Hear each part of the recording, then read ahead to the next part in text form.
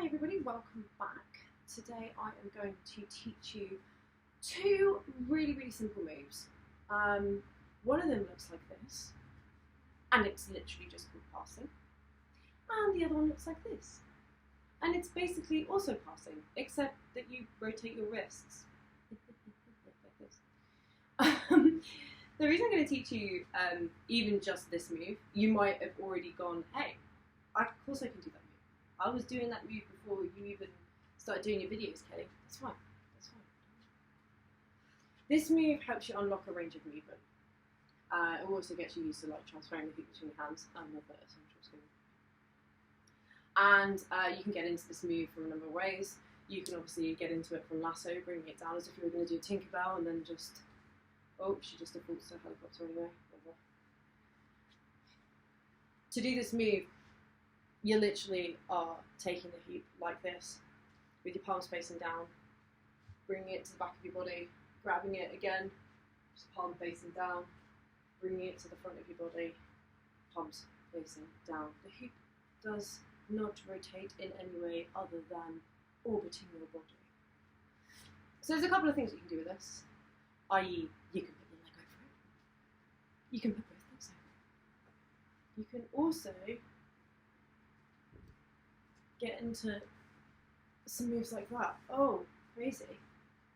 Don't worry. That will come with time. But it's just a really good basic move to learn. To kick it up a notch and move into this move, which is called a helicopter. It looks like it's rotating far more than it is. It looks like it's super complicated. It's really not. It's literally just the same as passing, except you're going to do it with your palms facing upwards. And you're like, hey, how am I going to get my hands like from here to here, Kelly? That makes no sense. No, that's fine. Palms facing up, you're going to bring the hoop, you're going to bring your palm and your wrist facing into your body, and then facing up towards the sky when you pass it into the other hand. And the other hand takes it in the same way. Your palms are facing forward, then your palms are facing into your body, and then your palms are facing up. So from here, here, to here, to here. I'm going to do this just standing still a second.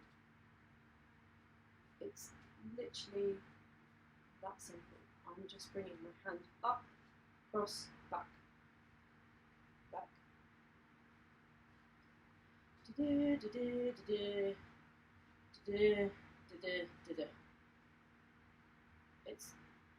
It is actually a lot more simple than it seems.